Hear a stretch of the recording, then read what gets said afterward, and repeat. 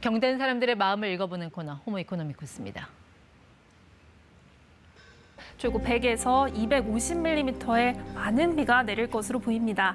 반면에 남부지방은 폭염이 이어지고 있습니다. 네, 한 지붕 두 날씨라고 해야 할까요? 충청의 경계선으로 우리나라가 호우 지역과 폭염 지역으로 갈렸습니다.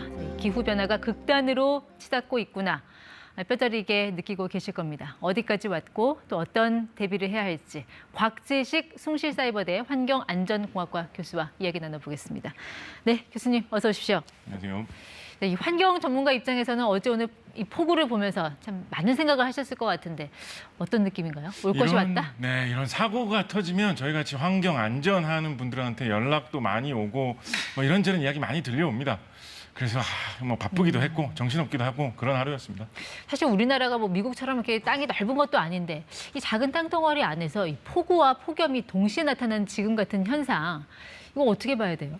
사실 좀 신기한 현상이죠. 이상한 현상이고 전례가 없었던 현상이기는 한데 어떤 특정한 날씨, 어떤 특정한 기상 현상이 이것이 기후변화 때문이다 아니다라는 걸 말하는 거는 제 수준에서는 좀 어려운 질문입니다.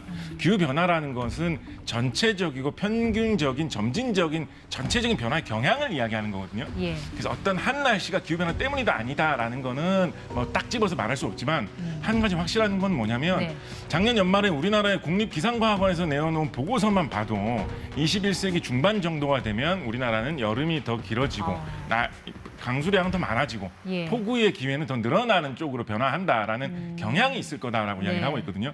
그렇다고 한다면 앞으로 이런 일이 일어날 확률은 점차적으로 더 높아질 네. 거다라는 정도는 이야기할 수 있겠죠. 그러니까 많은 분들이 느끼는 게 점점 이제 봄과 가을은 사라지고 여름과 겨울이 만 남는 거 아니냐 이런 생각들을 많이 몸으로 느끼는 거죠, 그거는. 근데 이거는 그러면 우리 온대 기후가 아열대 기후로 바뀌고 있다 이렇게 봐야 되는 걸까요? 그런 경향이 어느 정도 나타난다고 생각해 볼 수 있고요. 특히 우리나라 기후변화는 여름이 길어지면서 겨울이 좀 줄어드는 형태로 나타날 거라고 보고 있습니다. 그래서 봄과 가을은 좀 이제 시간이 좀 밀리고 네. 그렇게 되면 불과 21세기 중반 정도 앞으로 얼마 안 되는 시기만 지난다 하더라도 여름이 한 4개월 이상 정도까지 갈 수 있지 않느냐라고 보고 있으니까 네. 여러 가지로 우리나라의 많은 산업과 사회가 바뀔 수 있다. 이렇게 생각하는 게 맞겠죠.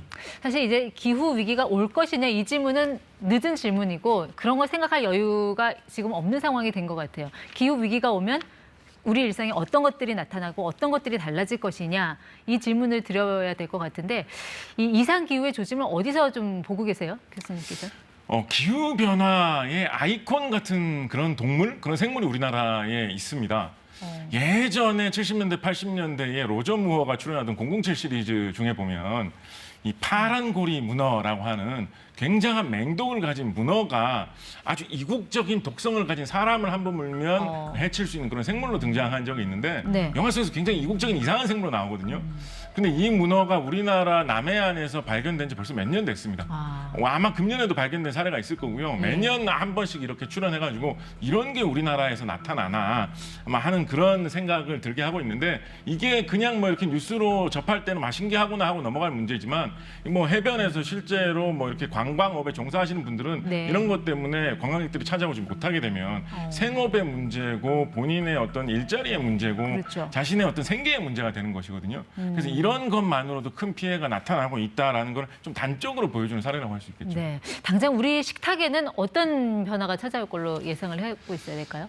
일단 기후변화에서 큰 영향을 받을 수밖에 없는 문제가 아무래도 날씨에 영향을 많이 받는 농작물이라고 볼 수 있을 겁니다. 네. 당연히 뭐 가뭄이 든다거나 비가 너무 많이 내린다고 하면 농작물 작황이 안 좋아지겠죠. 그래서 지금 곡물 가격이 뛰면서 전 세계적으로 지금 먹거리 물가가 뛰는 그런 현상이 나타나고 있는데 적지 않은 학자들이 금년에 나타나는 거는 기후변화의 영향이 그렇게 크게 반영되지 않았을 거다라고 보이고 있는 경우도 있거든요. 이건 예. 어떤 우크라이나 전쟁 영향 정도만 나타난 것이지 기후변화 때문에 본격적으로 식량 물가가 오르는 것은 이제 앞으로의 일이다라고 이야기를 하고 있기 때문에 앞으로 우리가 밥상 물가 자체도 기후변화 때문에 더 오를 것이고 예. 그리고 국산 제품 같은 경우에 우리나라가 기후가 바뀌면서 농작물이 작업 자체가 되지 않는 것들이 앞으로 차차 나타날 가능성도 있다고 보고 있습니다. 있습니다.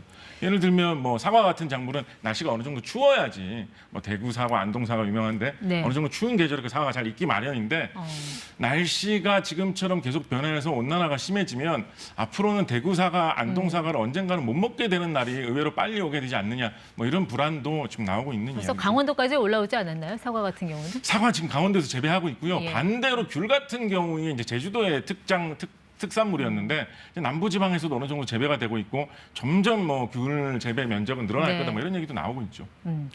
지금 같은 이런 기후 변화가 계속된다면 앞으로 또 도시 구조, 뭐 인프라 설계 이런 데 있어서도 상당한 변화가 나타나지 않을까 싶은데 어떻게 좀 전망을 하고 계세요?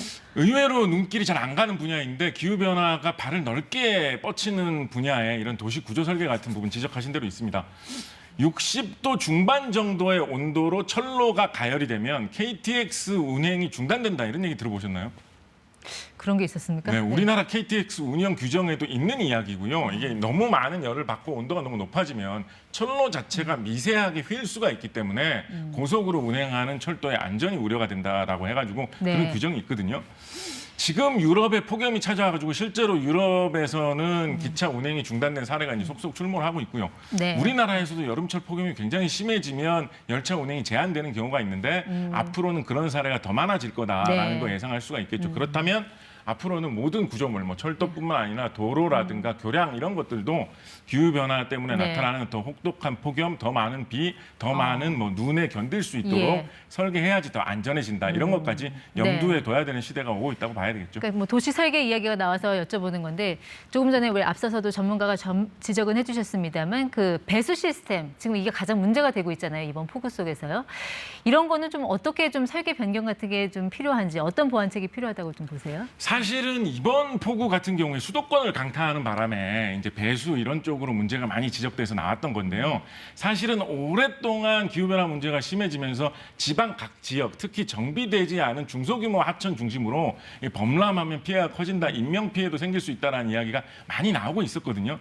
그래서 지금까지 선례가 없던 정도의 재난도 일정한 확률로 발생할 수 있다는 것을 염두에 두고 네. 지금까지 기후변화 대응이라고 하면 예를 들어서 뭐 기업에게 이산화탄소 배출 줄여라, 그렇죠. 뭐 국민들에게 뭐 일회용품 쓰지 마라 이런 식으로 뭔가를 시키고 강제하는 쪽으로 정부가 좀 나섰다면 규제 일변도였죠. 예, 이제부터는 정부가 기후변화 시대, 기후위기의 시대에 맞서서 네. 국민을 보호하기 위해서 생명을 지키기 위해서 정부가 뭘 할 수 있는가 이걸 좀 책임감을 가지고 네. 노력을 해야 될 시대가 되지 않았나 생각합니다. 그러니까 분명한 거는 지금과는 이제 다른 세상이 올 것이고 그것이 좋아질지 나빠질지 이건 예상할 수 없는 상황에서 단 하나밖에 없는 지구를 갖고 도박을 할 수는 없는 노릇이니까 우리 개인들도 이제 당장 좀 할 수 있는 거 딱 한 가지만 말씀해 주시면 어떤 걸 말씀해 주세요? 이산화탄소 배출량을 줄인다 자체로만 놓고 보면 뭐 대중교통 이용한다 이만한 게 없고요. 특히 뭐 우리나라 서울 수도권 지역은 잘 돼 있으니까요. 네. 그렇지만 더 중요한 것은 뭐냐면 이산화탄소 문제는 전 지구 전체가 함께 노력해야 되는 문제이기 때문에 네. 다 같이 노력할 수 있는 공동체의 문제, 정책의 문제에 관심을 더 가지는 것도 중요하다 말씀드리겠습니다. 네, 지구 인구가 70억이니까요. 충분히 가능한 일이라고 봅니다. 네, 지금까지